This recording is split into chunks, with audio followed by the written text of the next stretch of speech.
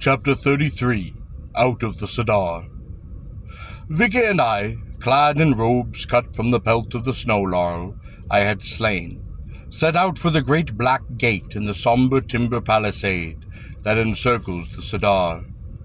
It was a strange but rapid journey, and as we leapt chasms and seemed almost to swim in the cold air, I told myself that Misk and his priest kings, and the humans that were engineers in the nest, were losing the battle that would decide whether men and priest kings might, working together, save a world, or whether in the end it would be sabotage of Psalm, firstborn, that would be triumphant, and the world I loved would be scattered into fugitive grains, destined for the flaming pyre of the sun. Whereas it had taken 4 days for me to climb to the lair of the priest kings in the Sadar, it was on the morning of the second day that Vicky and I sighted the remains of the great gate, fallen, and the palisade little more than broken and uprooted timbers.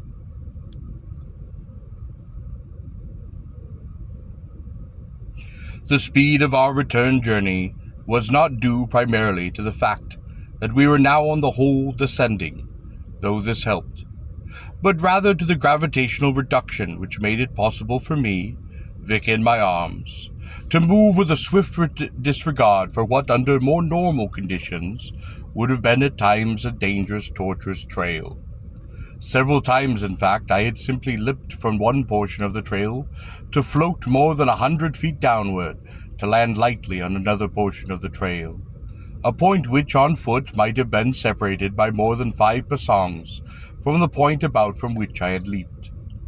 Sometimes I even neglected the trail altogether and leapt from one cliff to another in improvised shortcuts. It was late in the morning of the second day, about the time that we sighted the Black Gate, that the gravitational reduction reached its maximum.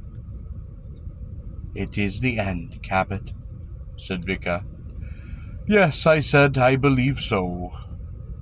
From where Vicky and I stood together on the rock trail, now scarcely able to keep our feet upon the path, we could see vast crowds, robed in all the caste colors of Gor, clustered outside the remains of the palisade, looking fearfully within. I suppose there might have been men from almost all of Gor's cities in the frightened, teeming throng. In the front, several deep, in lines that extended as far as I could see in both directions, were the white robes of the initiates. Even from where I stood, I could smell the innumerable fires of their sacrifices, the burning flesh of bosks, smell the heady fumes of the incense they burned in brass censers, swinging upon chains, hear the repetitious litanies of their pleas, observe their continual prostrations and groveling by which they sought to make themselves and their petitions pleasing to the priest kings. I swept Vicky again to my arms, half walking, half floating, made my way downward toward the ruins of the gate. There was a great shout from the crowd when they saw us, and then there was an enormous quiet, and every pair of eyes in that teeming throng was fixed upon us. It suddenly seemed to me that Vicky was a bit heavier than she had been, and I told myself that I must be tiring. I descended with Vicky from the trail, as I floated down to the bottom of a small crevice between the trail and the gate.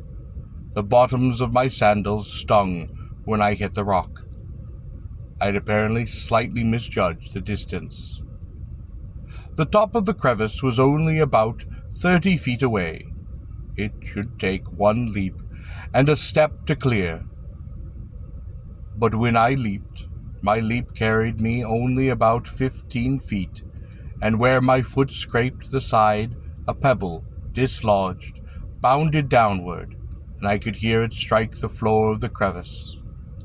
I took another leap, this time putting some effort into it, and cleared the top of the crevice by some 10 feet to land between it and the gate. In my heart something seemed to be speaking, but I could not dare to listen. Then I looked through the ruins of the palisade and over the fallen gate at the smoke from the countless sacrificial fires that burned there, at the smoke from the swinging censers. No longer did it seem to pop apart and dissipate. Now it seemed to lift in slender strands across the sky, a cry of joy escaping my lips. "What is it, Cabot?" cried Rika. "Misk has won," I cried. "We have won."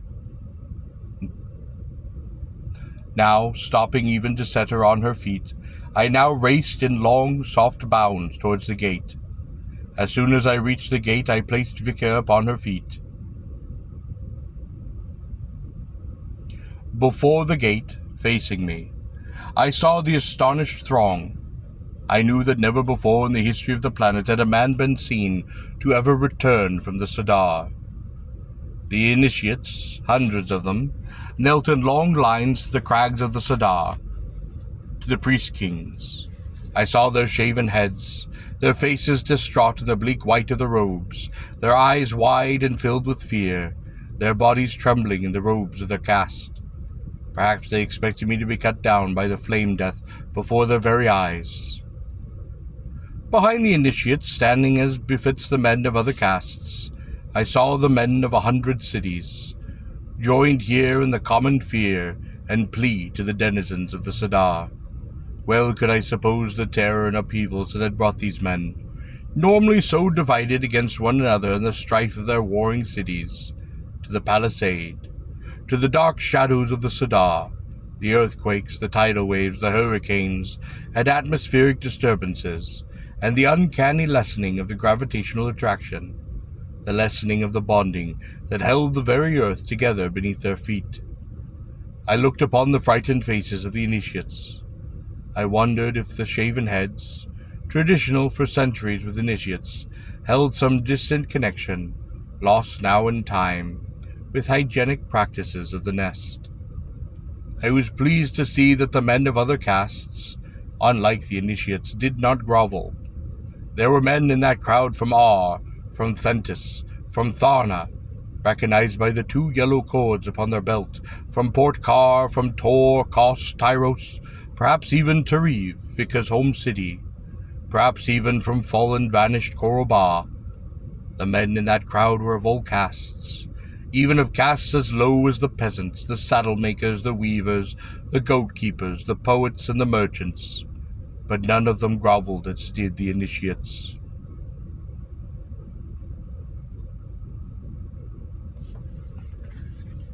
How strange, I thought. The initiates claimed to be most like the priest-kings, even to be formed in their image, and yet I know that a priest-king would never grovel. It seemed the initiates, in their efforts to be like gods, behaved like slaves. One initiate stood upon his feet. I was pleased to see that. "Do you come from priest-kings?" he asked. He was a tall man, rather heavy, bland, soft features. His voice was very deep and would have been quite impressive in one of the temples of the initiates, constructed to maximize the acoustical effects of such a voice. His eyes, I noticed in contrast with his bland features, was almost a pudgy softness. They were very sharp and very shrewd. This was no man's fool. His left hand, fat and soft, wore a heavy ring set with large white stones, carved with the signs of Ar. He was, I gathered, correctly as it turned out, the High Initiate of Ar. He had been appointed to fill the post of the former High Initiate, whom I had seen destroyed by the Flame Death years earlier. "I come from the place of the Priest-Kings," I said, raising my voice that so many could hear as possible. I wanted to carry on no private conversation with this fellow, which he might later report as he saw fit. I saw his eyes furtively flit to the smoke of one of the sacrificial fires. It was now ascending in a gentle swirl to the blue sky of Gor, and he knew. He knew as well as I that the gravitational field of the planet had been re-established. "I wish to speak," I cried. "Wait," he said. "O welcome messenger of priest-kings." I kept silent, waiting to see what he wanted. The man gestured with his fat hand, and a white bosk, beautiful with its long, shaggy coat and its carved, polished horns, was led forward. Its shaggy coat had been oiled, groomed, and colored beads were hung about its horns. Drawing a small knife from his pouch, the initiate cut a strand of hair from the animal, threw it into a nearby fire. Then he gestured to a subordinate, and the man, with a sword open, cut open the throat of the animal. It sank to its knees, the blood from its throat being caught in a golden laver held by a third man. While I waited impatiently, 2 more men cut a thigh from the slain beast, and this, dripping with grease and blood, was ordered cast upon the fire. "All else has failed," cried the initiate, weaving back and forth, his hands in the air.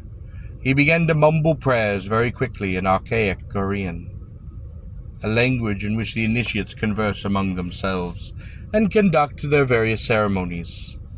At the end of his long but speedily delivered prayer, refrains to which were rapidly furnished by the initiates massed about him, he cried, "O priest-kings, let this our last sacrifice turn aside your wrath. Let the sacrifice please your nostrils. And now consent to hear our pleas. It is offered by chief among all the high initiates of Gor." "No," cried a number of other initiates, the high initiates of various other cities. I knew that the high initiate of Ar, following the policies of the high initiate before him, wished to claim hegemony over all other initiates, and claimed to possess this already. But his claim, of course, was denied by the other high initiates, who regarded themselves as supreme in their own cities. I surmised that pending some form of military victory of Ar over the other city, or for some form of large-scale political victory of Ar over another city, or some form of large political reordering of the planet, the initiates of Ar's claims would always remain a matter of dispute. "It is the sacrifice of all of us," cried one of the other high initiates. "Yes," cried several of the others. "Look," cried the high initiate of Ar, pointing to the smoke which was now rising in an almost natural pattern. He jumped up once and came down as though to illustrate a point. "My sacrifice has been pleasing to the nostrils of the priest-kings," he cried. "Our sacrifice!" cried the other initiates joyfully. A wild, glad shout broke from the throats of the assembled multitude, as the men suddenly began to understand that their world was returning once more to normal order. There were thousands of cheers and cries of gratitude to the priest-kings. "See, see," cried the initiate of Ar. He pointed to the smoke which, as the wind had changed, was now drifting toward the Sadar. "The priest-kings inhale the smoke of my sacrifice." "Our sacrifice," insisted another high initiate. I smiled to myself. I could well imagine the antennae of the priest-kings shuddering with horror at the very thought of that greasy smoke. Then, somewhat to his momentary embarrassment, the wind shifted again, and the smoke began to blow away from the Sadar and out toward the crowd. Perhaps the priest-kings were exhaling now, I thought to myself, but the high initiate had more practice in the interpretation of signs than I myself did. "See," he cried, "now the priest-kings blow the breath of my sacrifice as a blessing upon you. Let it travel to the ends of Gor, to speak of their wisdom and mercy." There was a great cry of joy from the crowd, and shouts of gratitude to the priest-kings. I had hoped that I might have used these moments, this priceless opportunity before the men of Gor realized the restoration of gravity and normal conditions was occurring, to command them to give up their warlike ways and turn to the pursuit of peace and brotherhood. But the moment before I realized it had been stolen from me by the high initiate of Ar, and used for his own purposes. Now, as the crowd rejoiced and began to disband, I knew that I was no longer important. I was only another indication of the mercy of the priest-kings, that someone, who had it been even, had returned from the Sadar.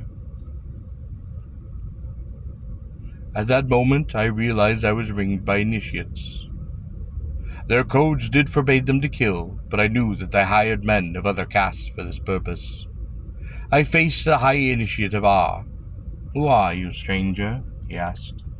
The words for stranger and enemy in Gorean, incidentally, are the same word. "I am no one," I said. I would not reveal to him my name, my caste, nor my city. "That is well," said the High Initiate. His brethren pressed more closely about me. "He did not truly come from the Sadar," said another initiate. I looked at him puzzled. "No," said another, "I saw him. He came from the crowd and only went within the ring of the palisade. He wandered towards us. He was terrified. He obviously did not come from the mountains." "Do you understand?" asked the High Initiate. "Perfectly," I said. "But it is not true," cried Vika. "We were in the Sadar. We have seen priest kings." "She blasphemes," said one of the initiates. I then cautioned Vika to silence. Suddenly I was very sad. I wondered what would be the fate of the humans from the nest, if they should attempt to return to their cities of the world above. Perhaps if they were silent, they might return to the surface, but even then, probably not their own cities, for the initiates of these cities would undoubtedly recall that they had left for and perhaps entered the Sadar. With great suddenness, I realized that I knew, and what others knew, would make no difference to the world of Gor. The initiates had their way of life. They had their ancient traditions, their gilded livelihood, the prestige of their caste, which they claimed to be the highest upon the planet, their teachings, their holy books, their services, their role to play in the culture. Suppose that even now they knew the truth. What would change? Would I would really expect them, at least on the whole, to burn their robes, to surrender their claims to secret knowledge and powers, to pick up the hoes of the pedants, the needles of the clothworkers, to bend their energies to humble tasks of humble work? "He is an impostor," said one of the initiates. "He must die," said another. I hoped that those humans who returned from the nest would not be hunted by initiates and burned or impaled as heretics and blasphemers. Perhaps they would simply be treated as fanatics, as daft, homeless wanderers, innocent in the madness of their delusions. For who would believe them? Who would take the word of scattered vagrants against the word of the mighty caste of initiates? And if he did believe them, who would dare to speak out that he did so? The initiates, it seemed, had conquered. I suppose many of the humans might even return to the nest, where they would live and love and be happy. Others, perhaps, to keep the skies of Gor over their head, might confess to deceit. But I supposed and suspected that there would be few of those. Yet I was sure that there would indeed be confessions, admissions of guilt from individuals never within the Sadar, but hired by initiates to discredit the tales of those who returned.